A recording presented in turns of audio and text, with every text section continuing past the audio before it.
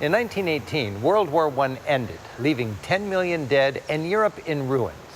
The chaotic aftermath of the war created fertile ground for the seeds of fascism. Nowhere was that more true than in defeated and devastated Germany. Imagine Germany after 1918. For 4 long years, they'd fought bravely, lost over 2 million men, and then surrendered. Veterans limped home to a country in shambles. Their emperor had been toppled, replaced by a weak democracy. Their nation was humiliated, with especially harsh terms of surrender, including an Allied demand for Germany to pay costly war reparations.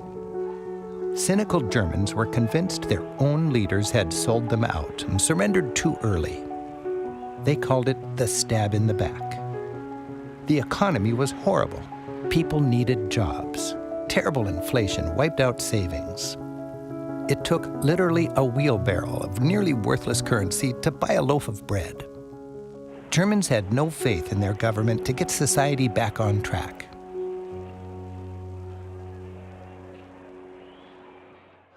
In this vacuum of power, a fringe movement claiming to be the champion of the oppressed emerged. They dressed in intimidating brown shirt uniforms, roamed the streets in gangs, and wanted to restore Germany's national pride. They called themselves the National Socialists, or Nazis. Their leader, Adolf Hitler. Those early Nazis found a natural base here in Munich.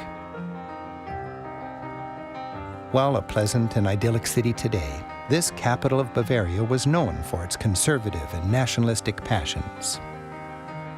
Nazi street gangs violently attacked unwanted outsiders, Jews, and communists.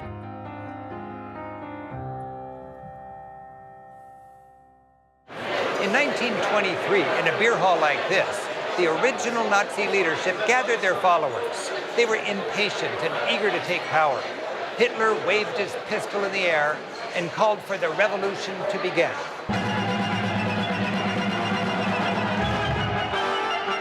Hitler led the ragtag revolutionaries in the beer hall into the streets of Munich, planning to overthrow the government.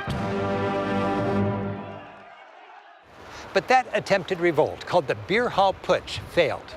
After a bloody confrontation, the police crushed it here at Odeonsplatz. Hitler was arrested and sent to jail, and it seemed that Germany's fascist movement was finished before it got off the ground. Unable to overthrow the government by force, Hitler resolved to take it by political means. While in prison, he wrote Mein Kampf, or My Struggle, which preaches his message of uniting all ethnic Germans and giving them more space to live. The book remains potent to this day, particularly for Germans like Andreas Clemens. Could Germans just buy this? Until recently, it was illegal to buy or sell it in Germany. So if I was to read Mein Kampf, what's the writing like? Well, you can see that Hitler had problems with grammar. Part of it is gibberish. It's very hard to get through. The book is one of the most published books in history, and every German household had that book. And they probably tried to read it, but they gave up 10, 20 pages in. And this, I would imagine, lays out the main points of the fascist future. What are those points? He's saying that democracy doesn't work, that it's a flawed system, that can be manipulated by outside forces for their own gain. He's blaming communists for it. Ultimately, at the end of everything, is the Jewish world conspiracy. So Jews are behind everything that is wrong with the world. That he has a solution for that, and the solution is fascism or National Socialism.